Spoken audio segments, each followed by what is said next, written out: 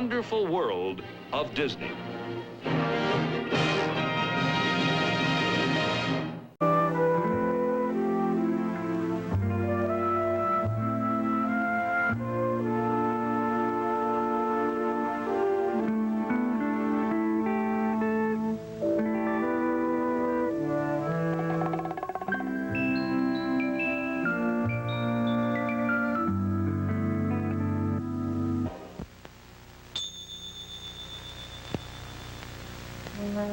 Below the southern tip of India, an island lies in the path of the monsoon winds. It's called Sri Lanka, the resplendent land, or in the west, Ceylon.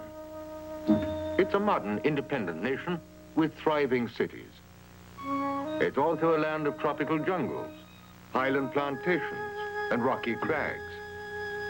Legend has it that Lord Buddha himself once journeyed here, and everywhere shrines and temples were raised in his honor. History has also brought conquerors to Ceylon. These are gone now, but their ancient battlements remain, slowly falling victim to time and the jade-green tide of the jungle. Here on the coast of the Gulf of Mannar, a crumbling Dutch fort stands, more than 300 years old. Lonely and neglected, but not always deserted. To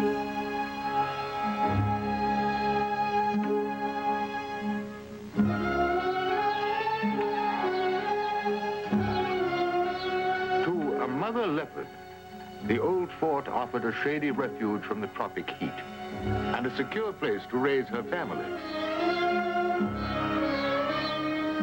The cubs were now 6 weeks old, and today, for the first time during daylight, she was going to leave them on their own while she went hunting.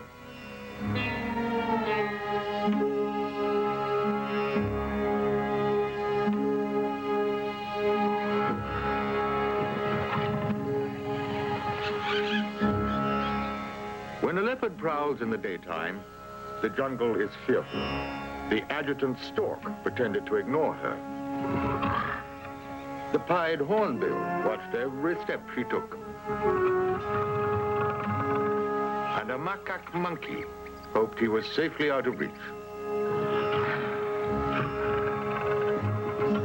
A hungry leopard would attack almost anything that moves, from an insect to an antelope.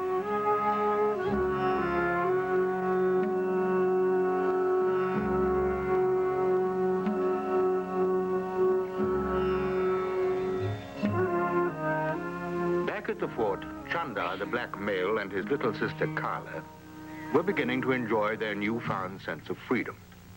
For the first time, they had the whole world to themselves.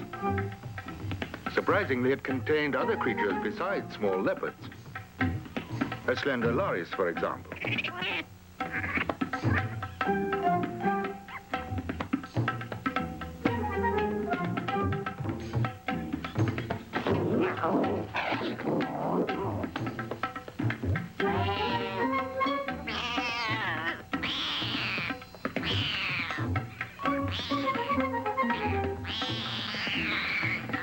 In complete bewilderment, the loris watched the rough play and was much relieved when Chandar went trotting off in search of fresh sport.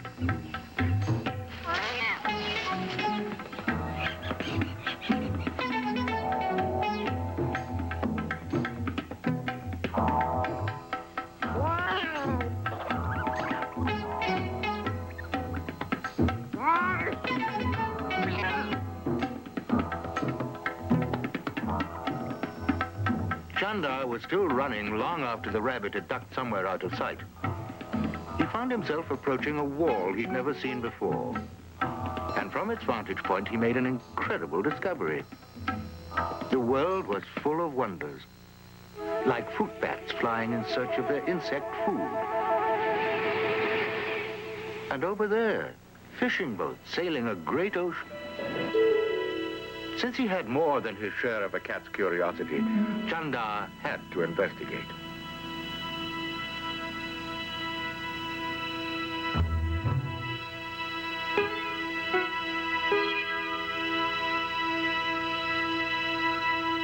His first encounter in the outside world was more dangerous than it looked.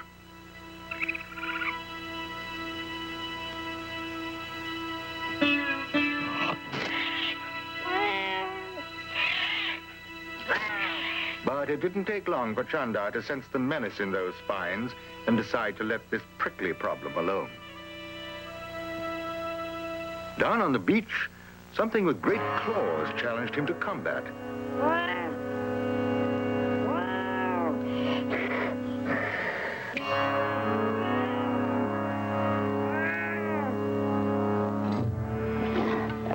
Still on the hunt, the cub's mother had spotted their evening meal.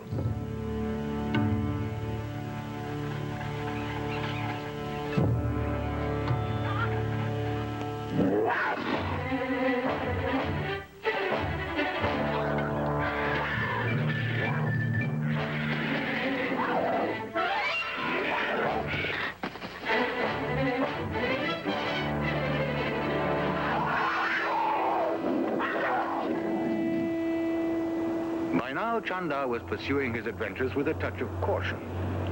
But he hadn't lost his courage or his curiosity. Every hill and dune raised the intriguing question, what lay beyond?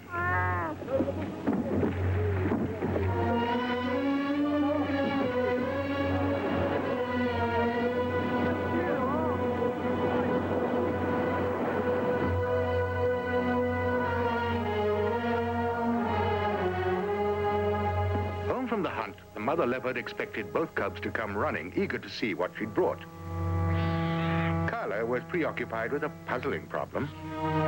A tortoise. But where was Carla's brother? He was far too young to be wandering off alone.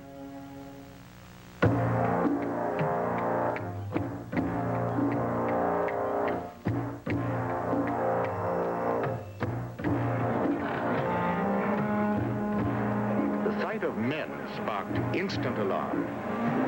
The mother knew that men were dangerous, but she had not yet taught her cubs to avoid them.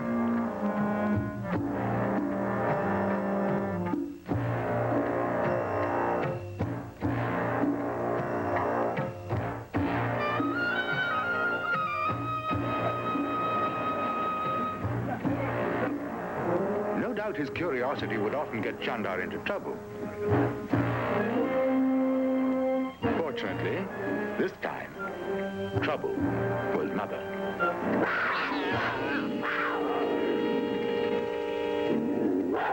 She was well aware that a little scolding was not enough. With the arrival of men, their haven was no longer safe.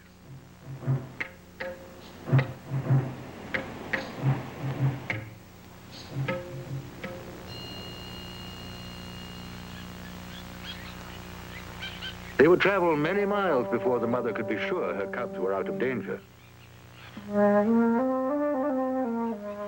To Chandar especially, the journey was a happy romp, and even the less adventurous Carla was soon enjoying herself.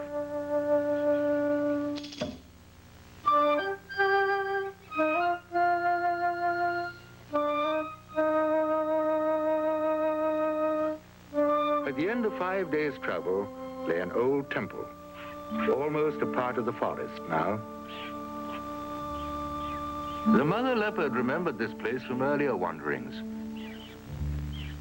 She knew that just beyond the ancient shrine, with its population of watchful monkeys, was an ideal home for growing cubs.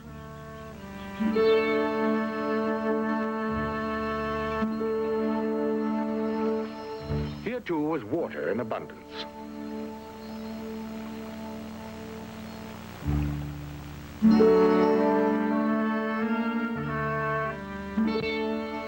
The cubs set out at once to explore their new neighborhood, but their mother was satisfied just to have reached their destination.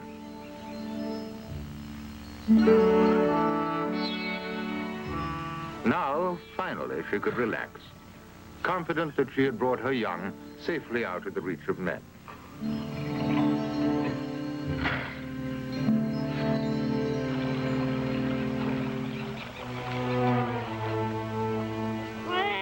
Chandar's hunting forays had been crowned with failure. But there was something he thought he could handle.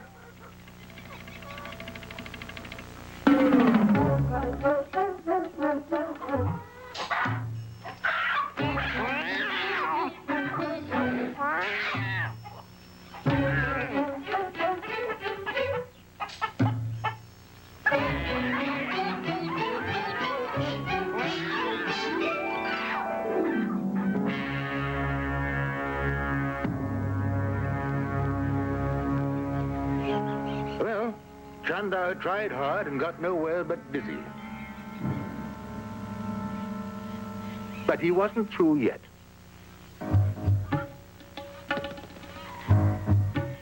For a cat, Chandar wasn't yet very sure of himself in a tree.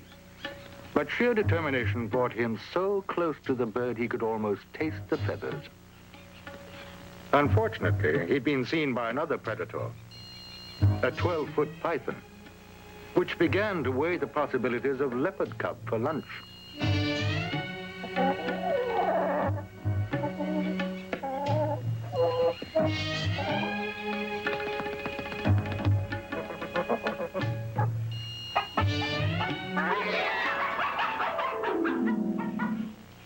Suddenly, Chandar sensed that the hunter was being hunted. And he would have lost this argument. But he lost his balance first.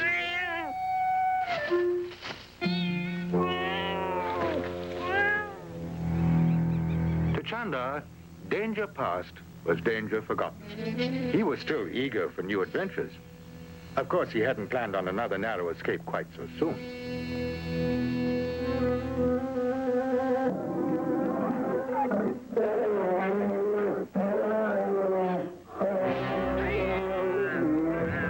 To a bad-tempered sloth bear, Chandar was a troublesome trespasser. It was time for a judicious retreat. But he had to find out what the grumpy one was up to.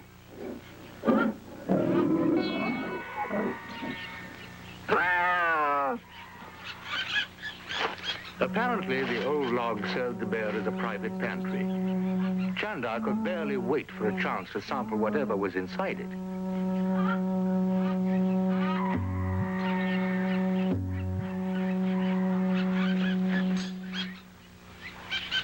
Now was his chance.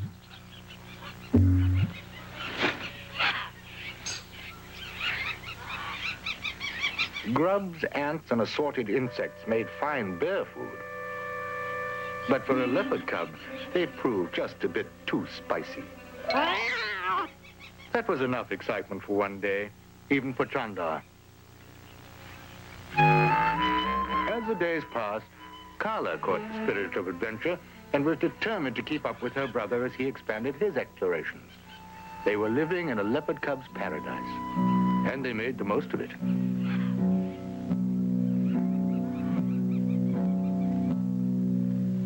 A part of this paradise, as they soon discovered, was a secluded waterhole.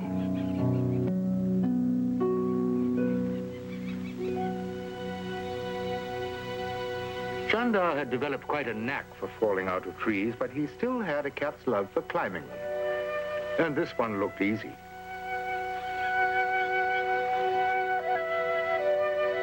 From his perch, he saw a hunter's heaven. An axis deer was only one of many creatures that watered here. Over there was a painted stork. A macaque searched the foliage for insects, and jungle fowl were clucking peacefully. There seemed to be no end to the kinds of creatures here. There were peafowl and other small game. Even a sloth bear cub, and not one of them betrayed the slightest sense of danger. Never had Chandar seen such tempting prey. His hunting instincts cried out to give chase. And then, at this critical moment, his feeble grip on the art of tree climbing let him down.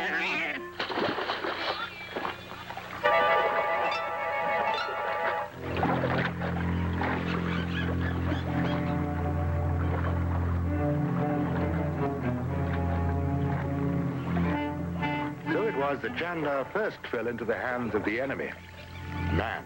Well, now, what kind of fish are you? Is that so? A leopard, you say? Well, in that case, you belong here on the ground, not in the water, my little one. Hold still, little one. Hold still. I don't mean to hurt you. I only want to dry you off. See? Someone of your age should not be so wet, nor so reckless either. Chandar was stiff with fright, but his rescuer was a holy man named Sumana, who loved animals and would never deliberately harm any living thing. He knew the jungle, too, and realized that a cub bearing the scent of man might be rejected by his mother. There. It's done. You're very brave to let me help you. Now go. Your mother will be waiting for you.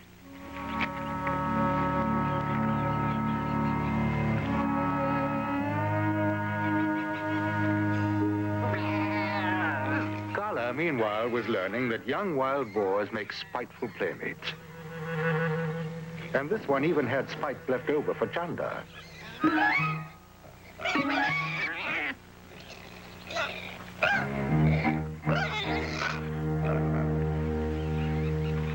Chandar's rescuer, the holy man, was now preparing for meditation.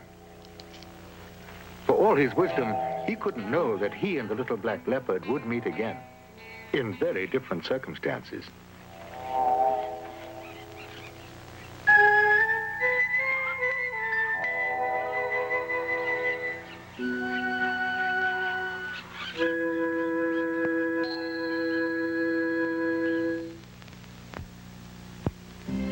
Weeks lengthened into months, and the family of leopards continued to roam through the farthest reaches of their territory. The months, too, began to add up. The monsoon rains came and went 3 times before fate undertook a few drastic changes in their way of life. The cubs had grown to young adults. They were 3 years old now. These leopards were among the very few that stay together and hunt as a family.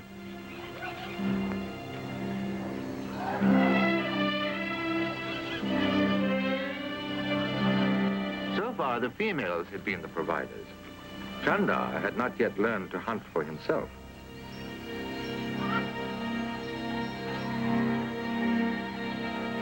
This carefree life was too good to last forever.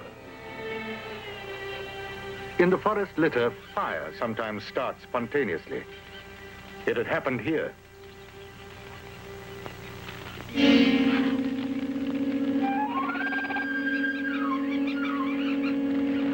Alarm spread through the jungle.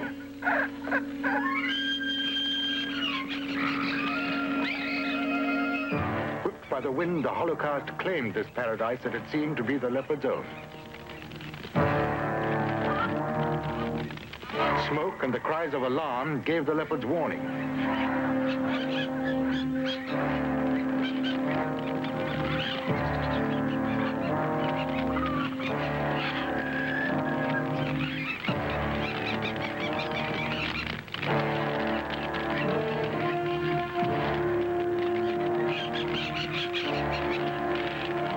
Fire is perhaps the only force in nature that can panic one of their breed. In the confusion of smoke and flame, the female sought refuge in one direction, Chandar in another.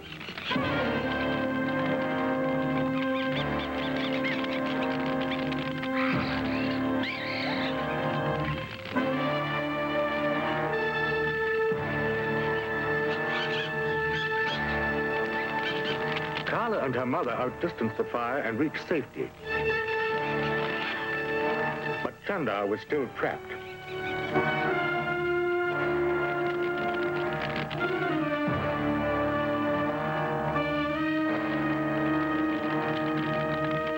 He found the edge of a lake and sensed that here at last was escape.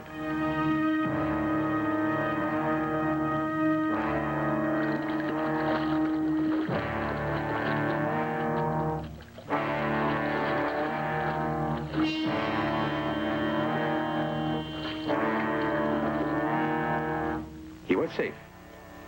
But even with the lake well behind him, Chandar kept on going. By putting distance between himself and the fire, he had gone farther and farther away from his mother and sister. He would never see them again.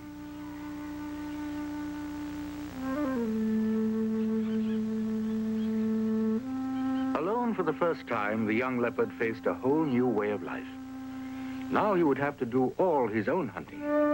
And inexperience, combined with his hunting instincts and a cat's curiosity, made a dangerous mixture. He had yet to learn that some creatures were best not interfered with, and the crocodile was one.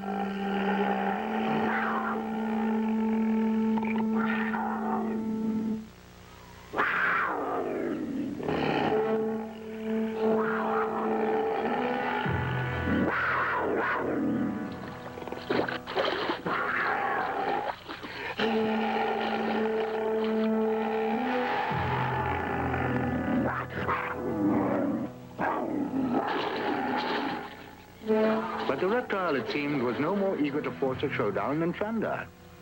These two, like enemies who agree to disagree, chose to go their separate ways. For his part, Chandar would never again think of crocodile as something good to eat.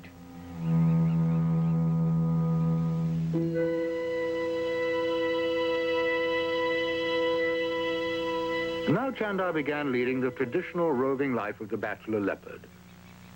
As time passed, his hunting skills improved, at least to the taking of small game. He didn't eat very heartily, but he survived. What he really needed was a good square meal of, well, one of those would do just fine. What Chandar did not know about water buffalo included all the important facts.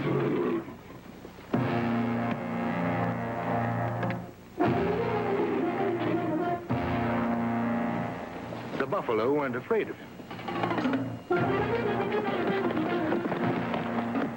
They were big, and they were both bad-tempered and brave. Wisely, Chandar decided to hunt elsewhere.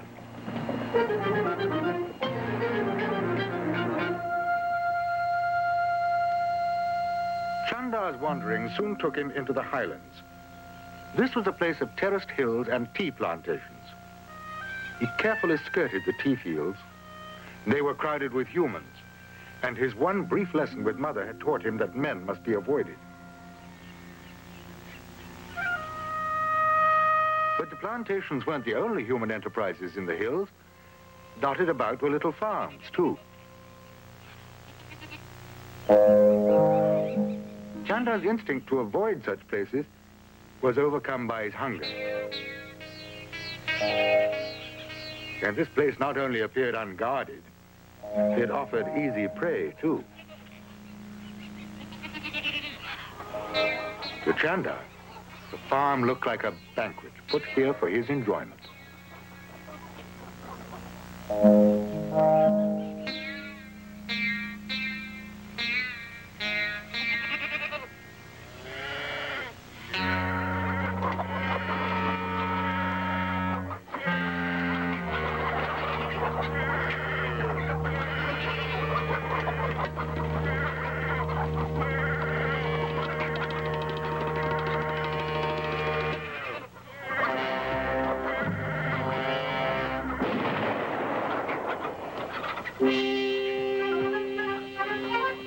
Even in Ceylon, where Buddhist belief forbids most hunting, men will protect their flocks. This was another lesson Chandar would never forget. It was summer now, and Chandar's travels had brought him all the way across the island. The long, hard months of his immaturity were almost over, and a very strange adventure was about to begin. It started when Chandar's first look at a motor vehicle aroused his curiosity. Aboard the jeep were a young businessman named Nugara and his 10-year-old son, Dasa.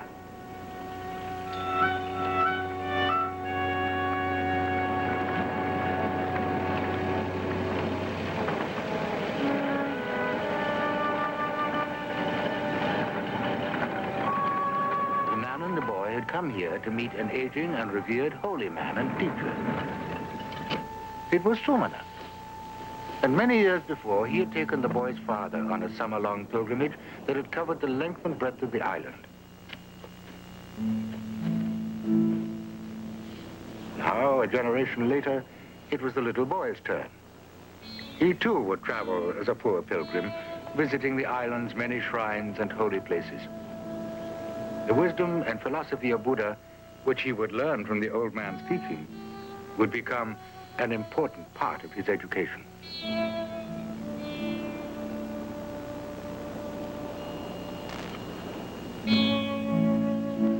Saying goodbye wasn't easy, but Dasa was determined to try very hard to understand everything Sumana taught him. He would be obedient and humble. And perhaps, as his father had promised, the pain he felt at this parting would soon go away.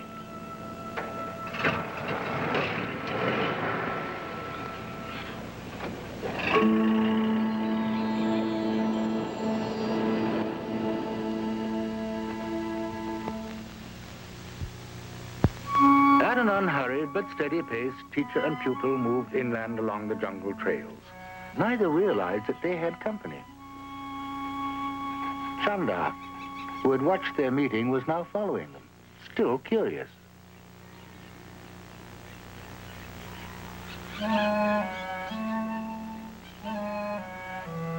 Strangely, for the first time, these were humans the leopard felt no compulsion to avoid. Do you know what things I carry in my bag, my son? Yes, sir. And what are they? A bowl, incense, beads, a needle and thread, and... oh, yes, a filter. And the bowl is for? Arms. And the bead? Meditation. And the filter? To drink through. So we shall not inflict suffering on any living thing. Very well, Dasa. You have been very well taught. We shall sleep here tonight and begin our journey south in the morning.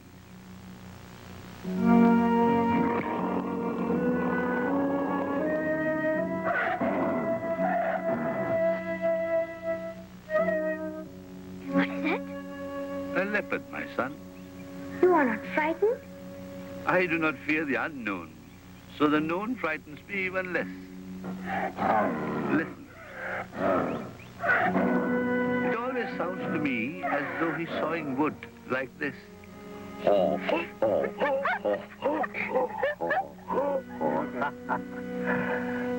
And so the monk began to teach his youthful disciple all he knew about leopards.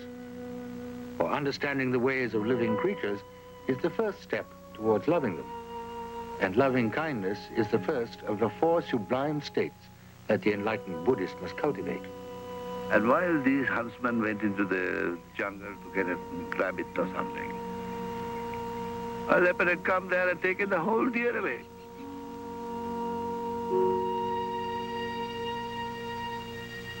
In the manner of a cat, Chandar was restless during the night.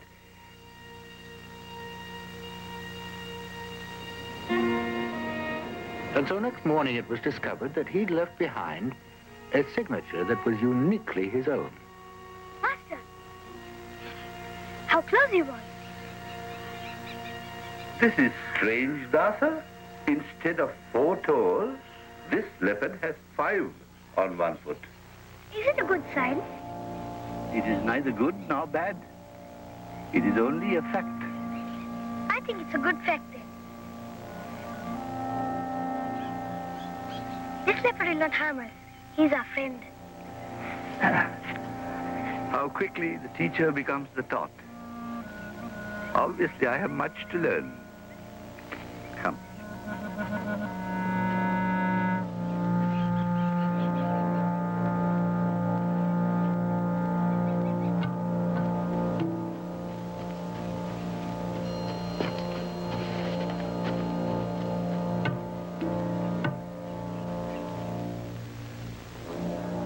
Following the teachings of the Buddha meant carrying those teachings into everyday life. Loving kindness prompted them to share their food with the monkey family, though all the food they had was what pious folk gave them.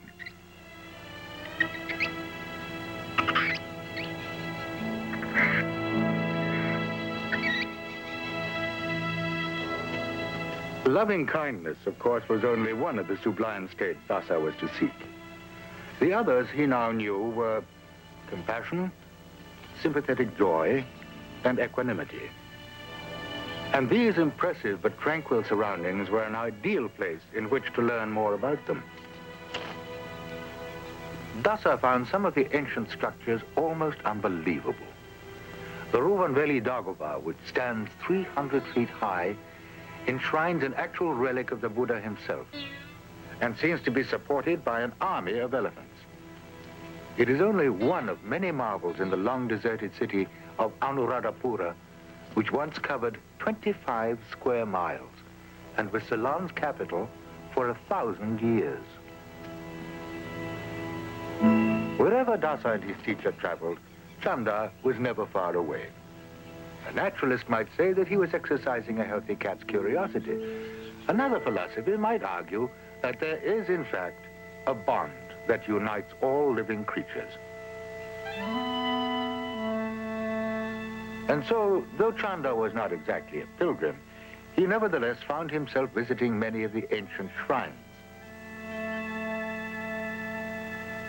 One day, he discovered a cave that had been modified to provide shelter for real pilgrims. Here, he received a welcome that lacked any trace of loving kindness.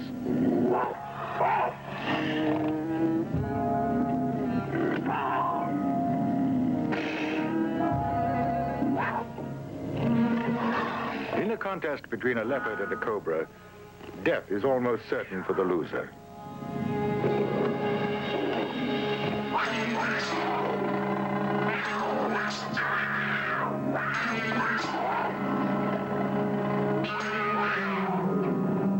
Chandar was brave, but he knew when he was outmatched.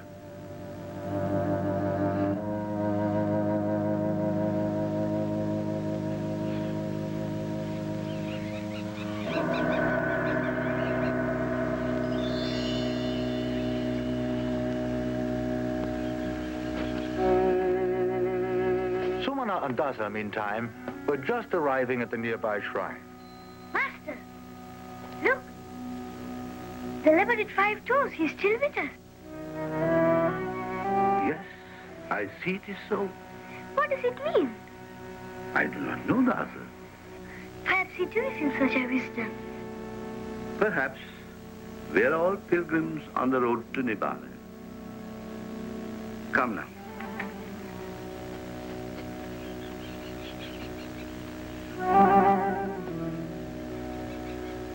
I no longer believe in omens, you know. But if I did, I think this leopard must be a good one. We cannot know all things, Dasa. So it does no harm to believe those things we do not understand are good. Oh, look.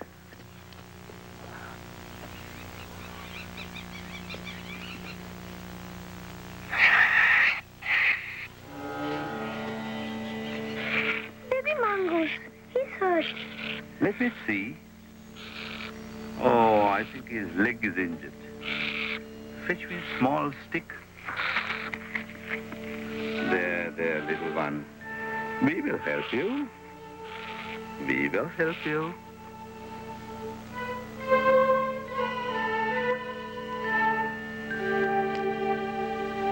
Luckily for the mongoose, Sumana's compassion for animals had a practical side. A stick for a splint, a strip of cloth to hold it, and the job was done.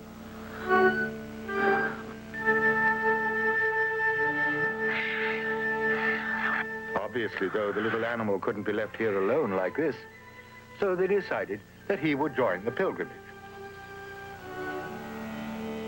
But there was trouble ahead, and it lay in a broad expanse of jungle that was home to scattered herds of wild elephants.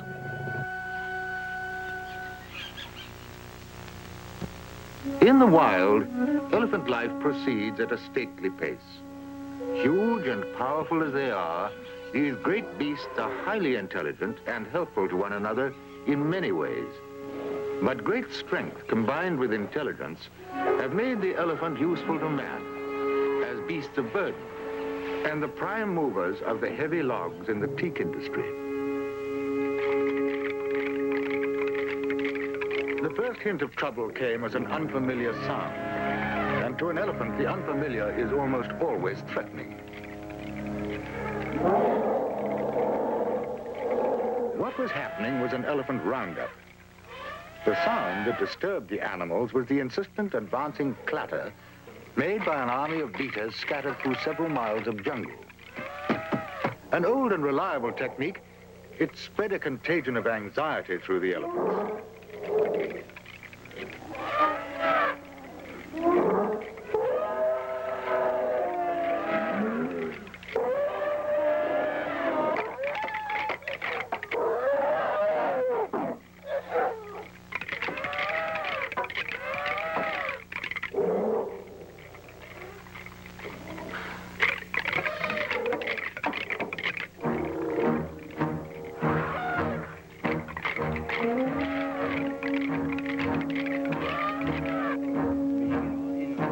30 miles and 3 days' drive away from its start, the planners of the roundup were preparing for the elephant's arrival. The trap was a huge kraal with a wide funnel-shaped mouth. And the beater's purpose was to keep the elephants in a state of near panic and headed in the right direction. Chandar's first response to the roundup was one of approval. It kept driving a variety of prey into his private hunting grounds. But gathering noise, and now the sudden appearance of men, convinced him that he was in the path of trouble.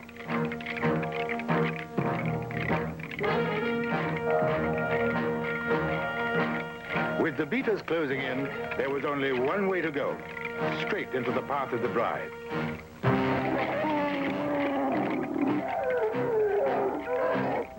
Now the elephant's forced march was turning into headlong flight. From three sides, the beaters were closing the trap.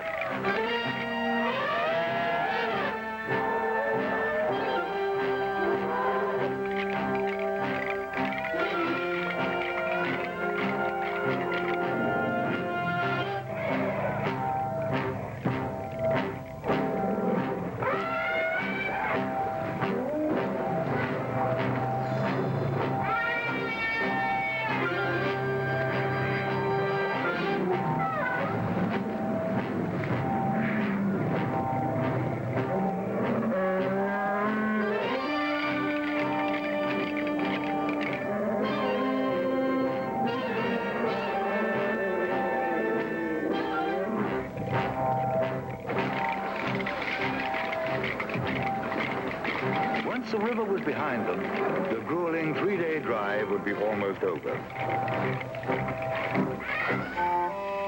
That morning, without realizing it, the pilgrims were encamped not far from the great elephant kraal.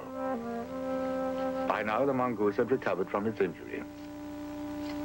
It's time to go, Dasa. Are we not to eat, Master?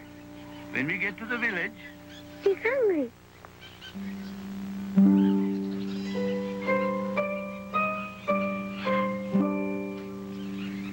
Well, I suppose it is so. And since we must feed him, why not ourselves as well? Go find me a pot of water and we'll boil some rice.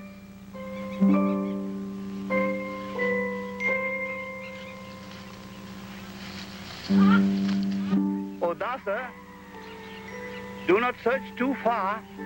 The jungle is thick, you know. Do not worry, Master.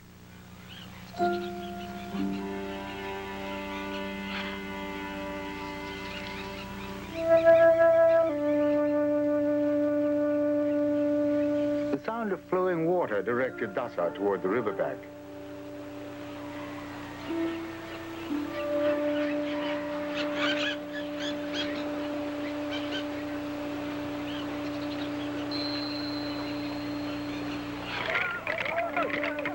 From upstream, a sound Dasa had never heard before.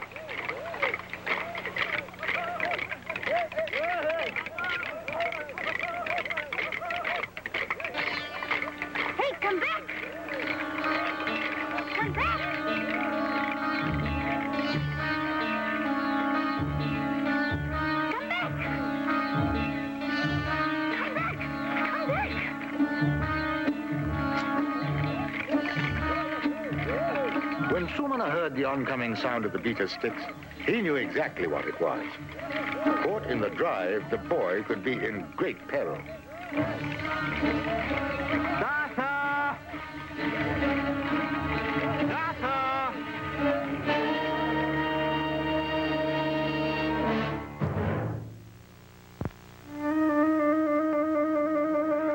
Chandar was the first to discover how close the danger was. He could do nothing but run. But his speed would only take him deeper into trouble. Then it was Dasa's turn.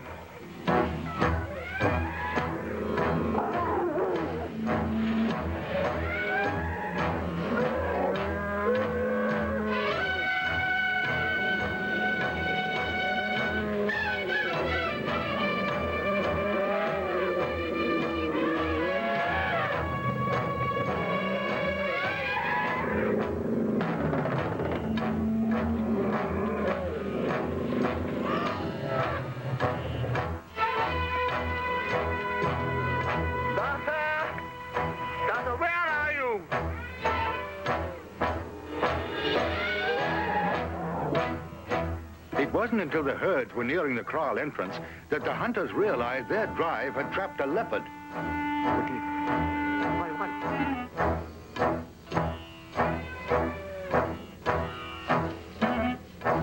The hunters knew that a leopard in the kraal could panic the elephants, and they would smash the stockade into matchwood. The leopard must be driven out. By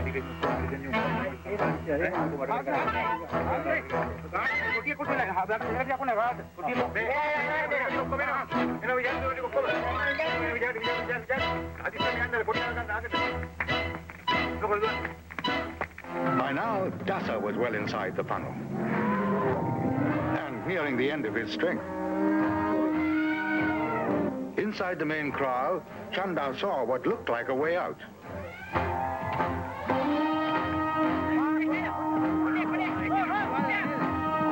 It was only a trap within a trap, a holding pen.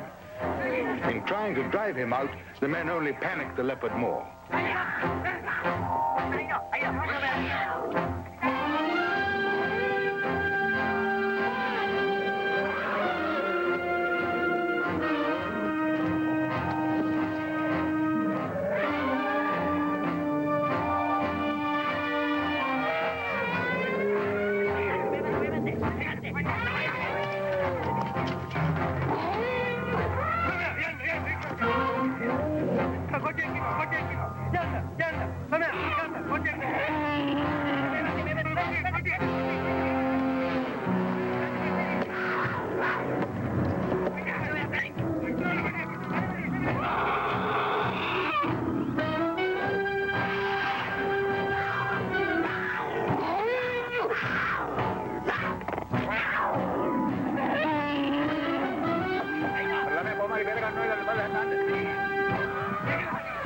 This time there could be no retreat for Chandar.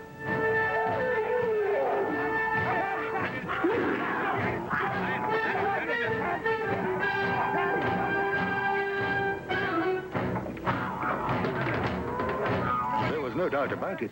Intent on saving his own life, Chandar had saved the boys.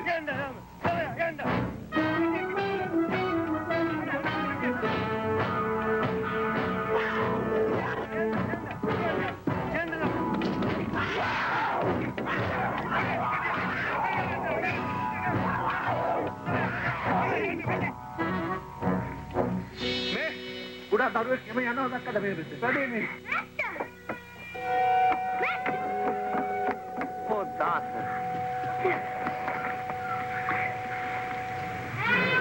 Are you all right? Yes. As though by a miracle, Dasa was safe, and the elephant drive was almost over.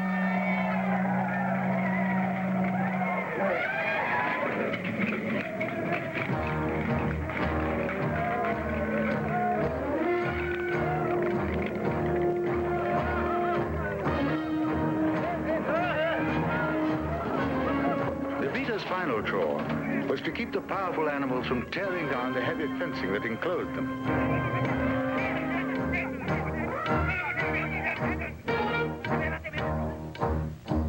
work of singling out and training the elephants began at once. The leopard, too, had lost his freedom, but in a different way. Chandar had been sold to a local animal dealer. Come on, get going.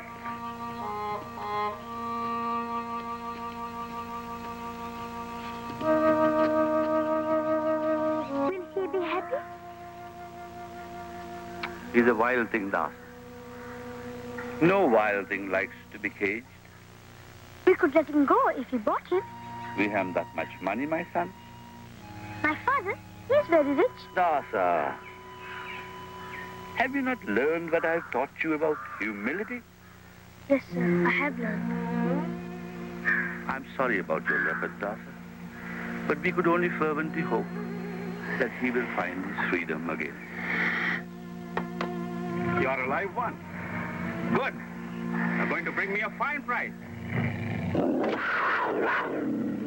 Come on!